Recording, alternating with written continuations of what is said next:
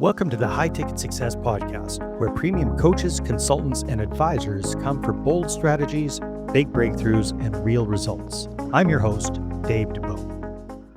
Hey, gang, welcome back. Today we've got a very, very special guest zooming in from Florida.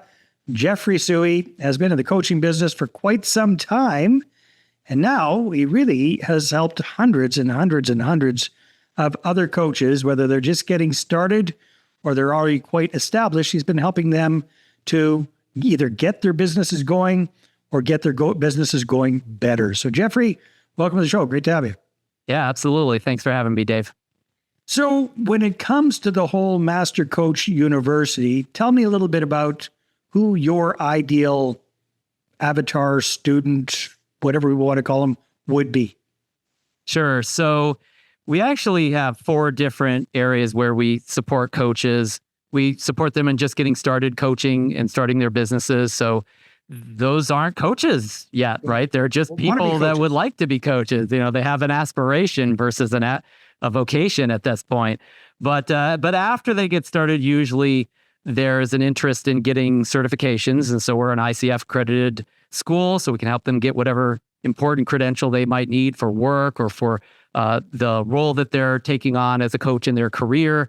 And then finally, we help them master their business, accelerate their client getting in various ways, various methods. And then we also have what I call a mastery program, where we spend usually around 18 months going deep on coaching methods, coaching strategies, coaching techniques for them to really be able to take anybody that they might work with and really change their life or change their relationships or change their business or change their health or their body for that matter. So we like to start them young and take them all the way up to as far as they want to go. Oh, very, very cool. So let's kind of break things down into chunks, because that's how my brain works better, Jeffrey. So looking at the first chunk, people who want to become coaches, want to become coaches. So in your experience, well, first of all, how long have you been running the school for, the university for? Yeah, I think we started running trainings. This is pre the university. Okay. We started running trainings around 2006, I think. Wow. Okay, so just about 20 years now. Yeah. Yeah, and I was mainly just running trainings to hire coaches on my team because I was running out of openings for myself, and we still wanted to deliver one-on-one coaching to people. So I really wanted the best coaches in the world to work for me. So I said, I got to train these guys myself and make sure that they're going to do things the way that that would be effective for our clients. Yeah, to represent you properly, right? Yeah, exactly. Okay, so since 2006, so over that time, I'm going to guess that you've seen thousands of people come into the coaching business, and it's just done nothing but pick up speed over the last number of years. Definitely. What are the main reasons you see people getting into coaching and wanting to become a coach? So, I have another coach on staff who he likes to say there's 3 big reasons, and I agree with him. He says it's freedom, finances, or fulfillment. It's one or multiple of those 3. So freedom. They got a job. They don't want to repeat that. They're looking for their next act, and they want to have some freedom in that regard. And so they feel that this could be a way to make that transition out of something else that has trapped them maybe to some extent. Even though they've learned a lot from that occupation or that business, they can pay that forward and simultaneously free themselves from those shackles, right? Finances, obviously, there's tons of money to be made. It's a multi-billion-dollar industry. At this point, still continuing to grow. And, the worse things get in a particular part of somebody's life, the more a coach is needed, frankly, So the more problems there are in the world, the more coaches can I hate to say take advantage of that, right? But they're there to help, and they get paid. Help out in those situations, yeah. Yeah, to do so. So there's definitely a financial drive with many of the students so we'll work with. And then on the fulfillment side, this is really what hooked me early on when I became a coach, which was that when you have a chance to, we all have friends and family that we connect with, but there's only a few moments in most people's lives, if ever, where they really get to feel like they absolutely transformed somebody's life. They saved their life in some way. They massively changed it for the better in whatever area, or their entire life for that matter. And so the juice of that, I think when someone starts doing that and they find that they're capable of doing that, that hooks them. It's a positive addiction, if you will. And for those that have never experienced that or only experienced that a couple times, they want more. They want to experience that. So that fulfillment side, I mean, there's other ways to be fulfilled as a coach, but I find that seems to be the primary driver for a lot of our students. It certainly was for me. Yeah, very, very cool, Jeffrey. So, okay. So once somebody figures out that, yes, coaching is what they want to do for any one or multiple of those three reasons, what do you kind of do with those new coaches? Like, what does that part of the program look like? Does that involve certification, or what does that look like? So before we suggest a new coach get certified, there's a few things that we find are hypercritical, more important than certification. And a lot of coaches get that reverse. They put what, in my opinion, is the cart before the horse. They're like, I'm going to go get certified and then I'll start everything. But really, in my opinion, it should be the other way around. Mm-hmm. And even our accreditation body, ICF, demands that and expects that new coaches will do this. They won't give you a credential unless you've been practicing coaching for literally hundreds of hours. So, they're the authority. So I'm going to take my cues from them as well. So what I generally will advise any new coach, whether they work with us or not, is that the first thing they need to do is just start helping people. They need to start coaching. Now, that doesn't mean that they're not going to have some idea on how they might want to help. That doesn't mean that they're not going to maybe do a little bit of preliminary structuring of how they'll work through sessions and their frequency, maybe even fees or whatever. That's fine, but that is secondary to the actual transacting with clients kind of thing. Mm-hmm. And so now the way that usually begins is a pro bono type of relationship. You find friends, family, coworkers, et cetera, that are willing guinea pigs to allow you to practice on them, and just have a conversation, human to human, that is structured like a coaching session rather than just the barroom conversation that somebody might naturally have with a friend, So I find that is most critical first. And it's amazing to me how few aspirational, or call them new coaches, haven't even done that. They're just dreaming about it versus actually doing it on a regular basis. So if somebody goes we have a quick start program, it's a boot camp, basically. They dive into that boot camp and we get them to get started. That's like the second week of a 4-week boot camp. It's like, hey, you prepared, you've gotten some ideas, you put together, not even really a plan, but you just got your head straight. Mm-hmm. The next thing I have them do is like, okay, great, time to start coaching as soon as we can possibly get them coaching. Because we know that if all they do is begin coaching, that the rest of their business is going to flow from that. Discovery sessions, that's like a coaching session, right? That'll flow from their experience as a coach. Ongoing fees, that's going to flow from the value that they see that they can charge for from their experience as a coach. Their marketing, their content, I mean, I could just go on and on. It all flows from coaching, basically. So if they do any decent, significant amount of coaching, all these other aspects of what you might need to start a business naturally flow, even for non-business people that just are creative, intuitive, or just helpful. They can naturally start to check some of those other boxes because it's informed by something that they enjoy, that they are hopefully somewhat comfortable in doing. And if they're not, we'll work with them on that, obviously, the psychology of that. And something that they're probably very happy to continue, even if they haven't figured the business part out either. So that could be a nice underlying flywheel, if you will, that can propel the momentum from there. Without that, the problem I find is you can have a certificate on your wall.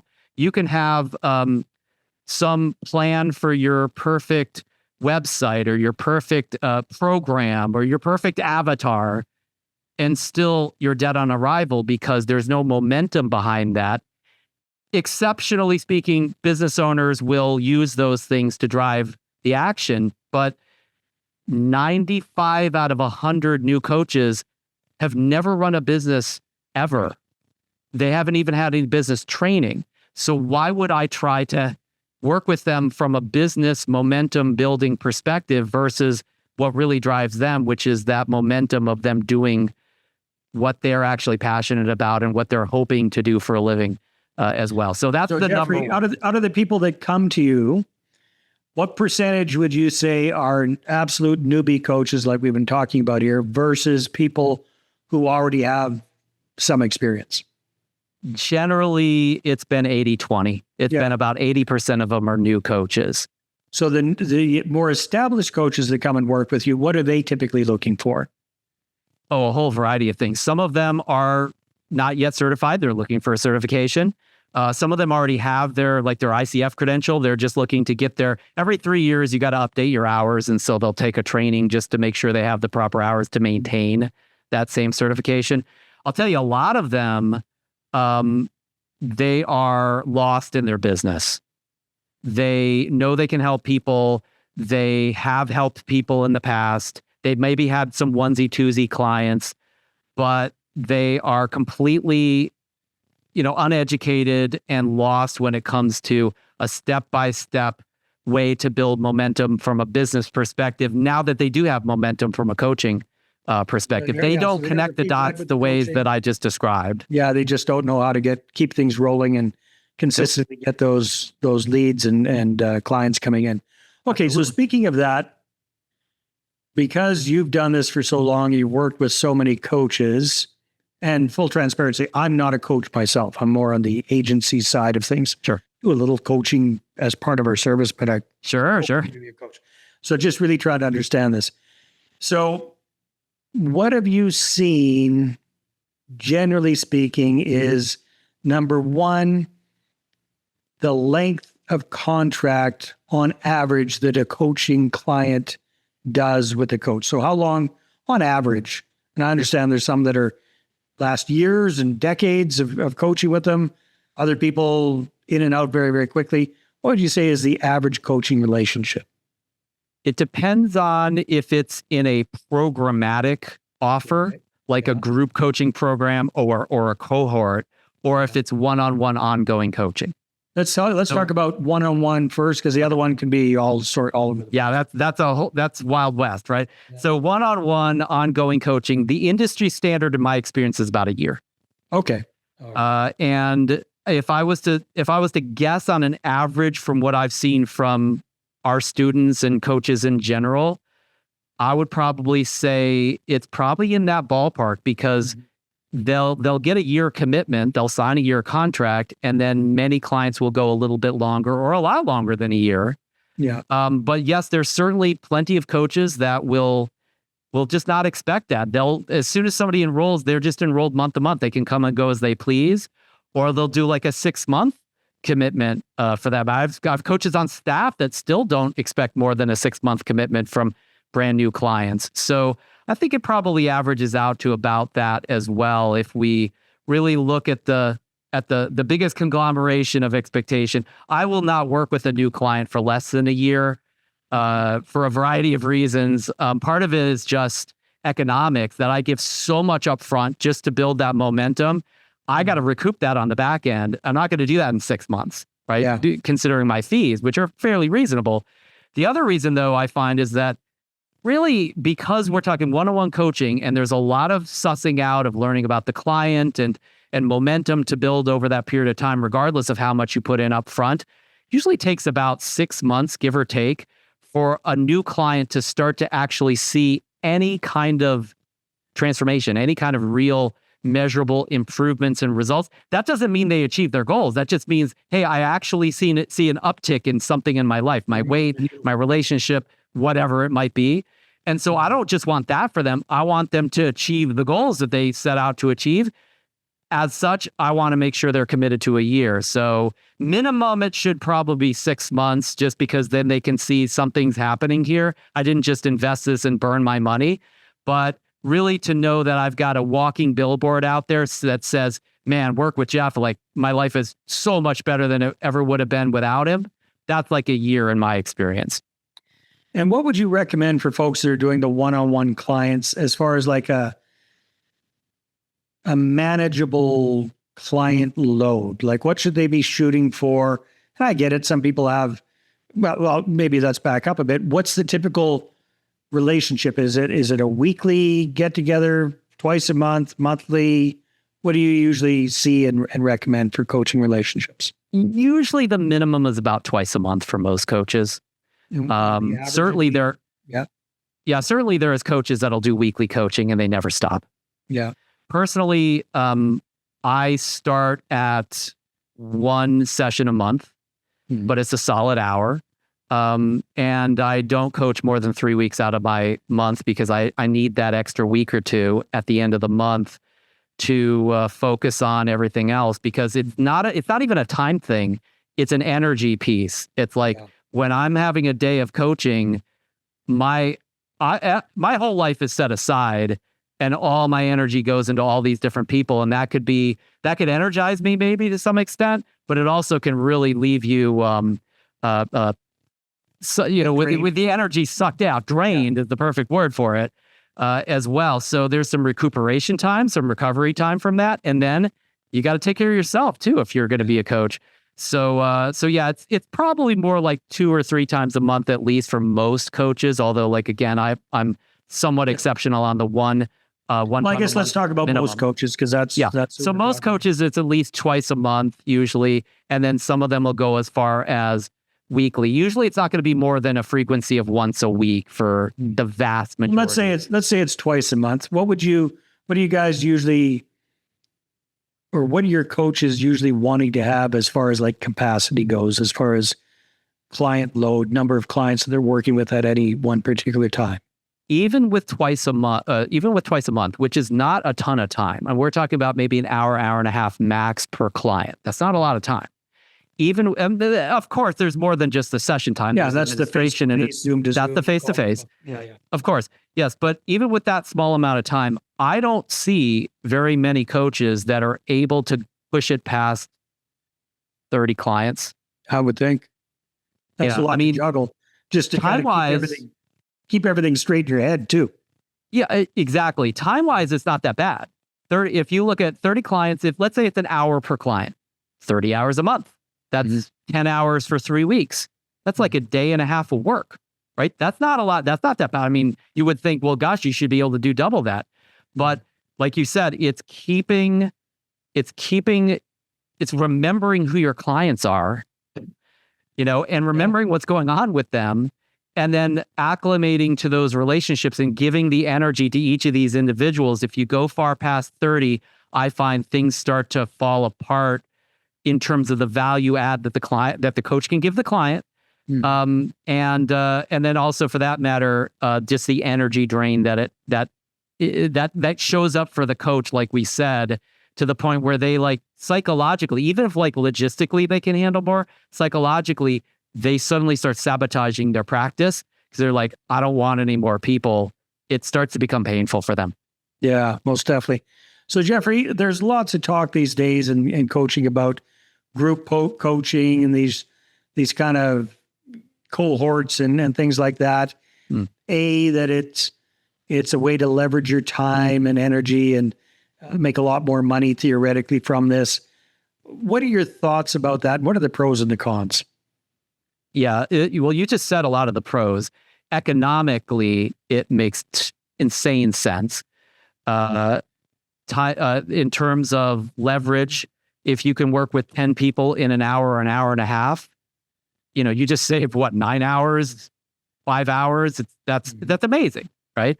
So from a one-to-many delivery perspective, or a none, what the Taki board would call a none-to-many, which is basically now you're not even live cohort. Now you have some kind of product or self-led type of thing. So there's basically infinite leverage there. That is tremendously attractive just on its face. If you have the capacity to fill those programs, marketing, sales, etc., then again, just purely economically, it's like a no-brainer, right? That's the business model. I'm hearing a but coming up here. So what's the other side? So the other side, the but is that you, first of all, you have to have a niche if you're going to be working with cohorts, because you can't just throw everybody. Somebody's working on their body, somebody's working on relationships, somebody's working on business or finances. You can't just throw them in to one big bucket. You got to divide up those programs at best. And then you're also going to have different curriculums for those different people as well.